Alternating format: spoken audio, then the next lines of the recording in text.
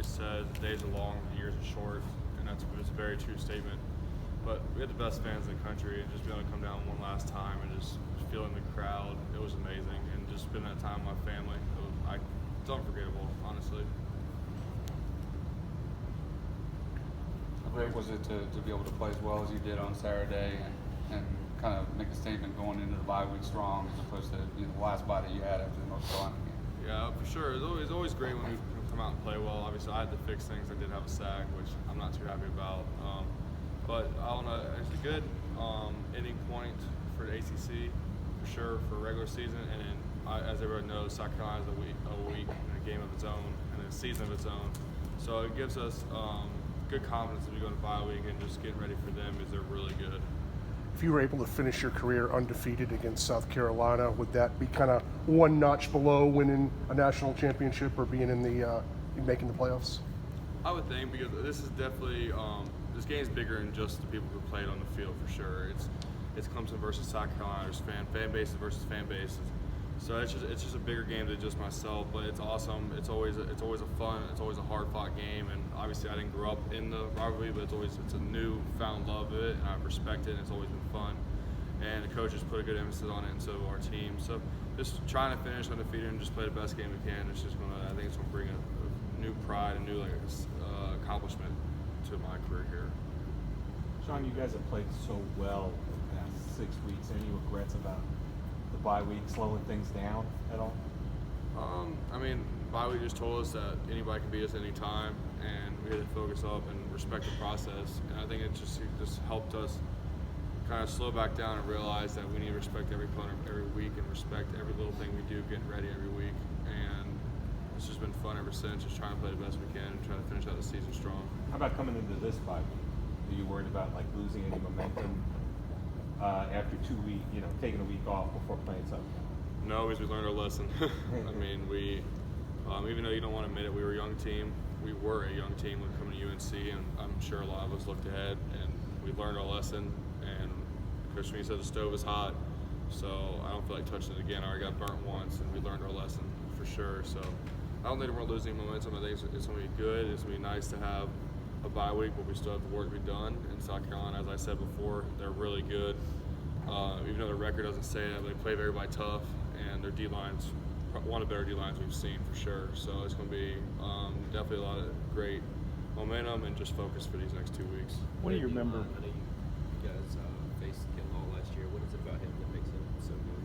He's huge. I mean, he's a big dude and he's fast. If you watch a Georgia game, he just plays. He's just on another level. And every game of the season, it's not even just him. I mean, he's a great player and he's going to probably be a first rounder. But their entire D-line is really good. And their entire defense is good. When you watch them on film, you see them running around. Everybody wants to get to the ball. Everybody wants to hit, and they're really physical. So it's just really impressive just watching them on film. I give them all the respect they deserve for sure.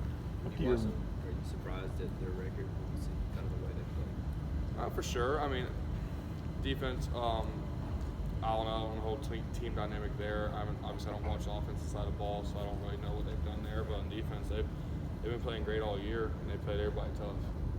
What do you remember seeing Tavian in a different jersey? Yeah, it'll be a little different because I still have his number on my phone. He put it in there. It says Tavian Feaster with 2 tigers next to it. So it's going to be a little different. I know our defense will mess around with him a little bit. I hope I see him before game, get to share a few words with him. Brother for life. He came here. He's in my recruiting class. No hard feelings. He made a business decision, and that was his decision. We all respect him for it. What do you remember about going down there, the hostility, the love the fans show you when you go down there? It's kind of a funny moment. This one woman yells at me from the crowd and goes, "Orange isn't a flattering color." I was like, I'm 3'15", I'm wearing a tight shirt. There's really nothing that's flattering on me. Just like, come on now. But other than that, I have friends from high school that are big South Carolina fans.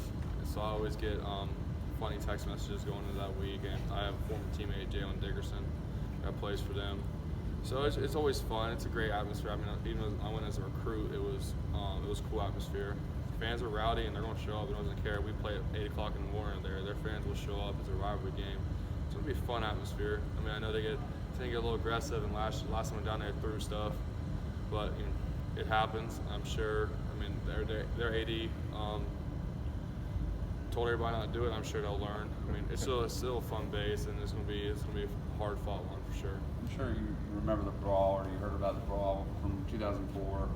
Last time the Clemson didn't go to a bowl game was because of that. As one of the veteran guys, do you talk to the freshmen about just maintaining your cool if if the punches start flying, if things get chippy on the field?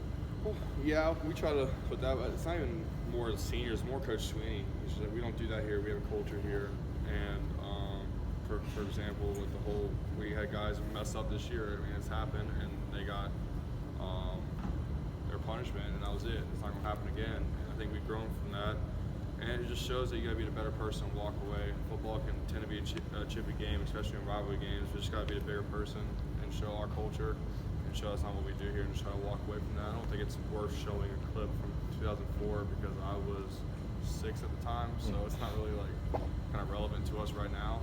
But I think once we learn from the Louisville game, I think guys learn that it's not what we do here, and punishment can be severe.